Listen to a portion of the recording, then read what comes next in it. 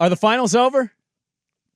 It feels like it, Bob. It does. I know that's an easy thing to say from a radio media position, but like seriously, is Dallas going to beat Boston 4 out of 5 games? No, you don't have that. Like, it was funny because we talked a lot about this game on Friday, and Swag took Boston to cover the spread because he thought they won the game going away in game 1, and they didn't even play their best, which you're like, okay, if they play better than that, you're not going to have a chance. They played worse than they did in game 1. Yeah. And they still won. I'm mildly frustrated by a non-foul call at the end. I don't know if Dallas comes back to win, but you got a 5-point game.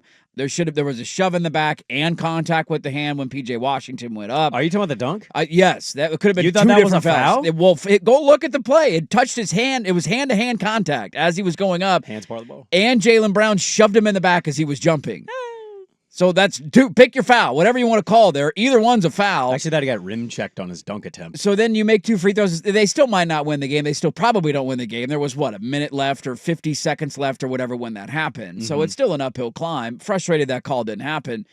Tatum was not good at all. He was horrendous from the field. Brown did not have a very good night offensively. It was the Drew Holiday game, and I thought Boston they shot terribly from 3. And they still won the game comfortably and were basically up by double digits the entire second half. And, oh, by the way, Luka Doncic had a dominant first-half performance, and it was not enough. They were trailing basically the entire game. He had 23 points with 10 minutes and 16 seconds left in the first half. Yep. And his running mate is 13 of 37 from the field, 0 of 8 in this series so far. I did not know Kyrie Irving was going to be Larry Hughes. No. And that's unfortunately what this looks like right now is the 07 Cavaliers with one guy doing something, and you're looking around going, hey, Derek Jones, remember all those threes you hit against Minnesota? OKC? You're going to need that again? Come on. Hey, PJ Washington, where are we at, buddy? Maxi Cleaver, thought you were back. Are you not healthy? Why are you out there? I'm looking around, and this Boston is certainly, it sounds like I'm not giving Boston their proper credit. Boston is extraordinary.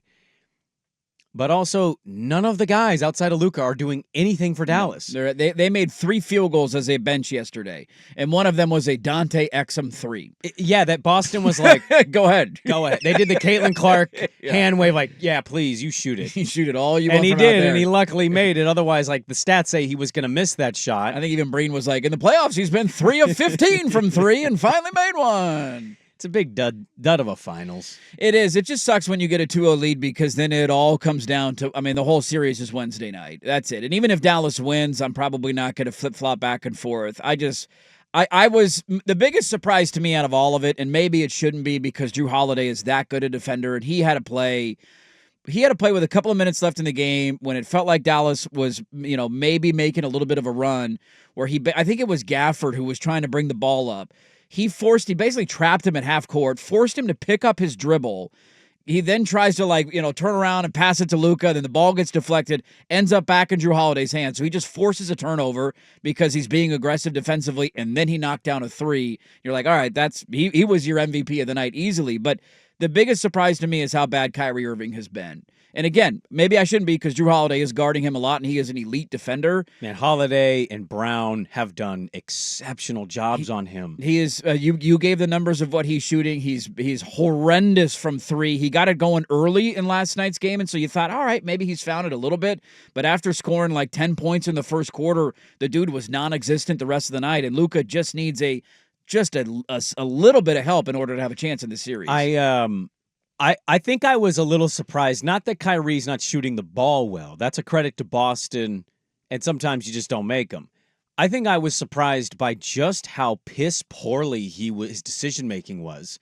He fell right into the Boston Kyrie sucks mind games, and I'm a little surprised by it. He acts like he's this calm, demeanor dude at the podium wearing the long, like, Native American earring and the moccasin shoes, and I'm one with the world, and it's my vibe, man. But I watched him play last night, and he played like somebody trying to silence a crowd instead of playing within the flow of his team, the offense, his opportunities.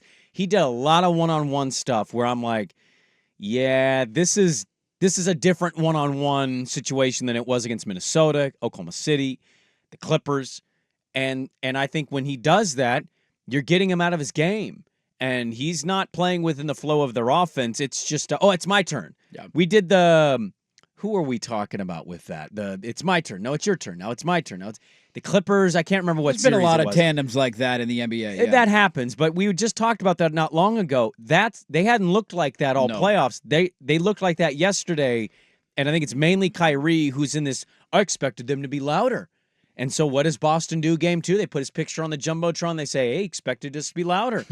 And they trash talk him. They call him fat. They call him lazy. They call, crazy Kyrie. All these random things.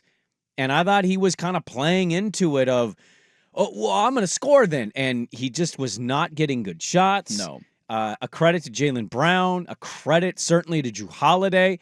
And the one thing I dismissed going into the series was betting on non-star MVPs, and maybe that was a mistake by me because this team has 2 stars, but they don't have a superstar. And so they're a little piston-y in if Drew Holiday has 2 more great games like that, he's got a chance. He's going to win the Finals MVP. Yeah. And if it's not him, it's Jalen Brown. I don't know if Jason Tatum can catch that award. But my point is, as negative as it sounds today, I just don't see a scenario where this Dallas team is beating that Boston team 4 out of 5 times.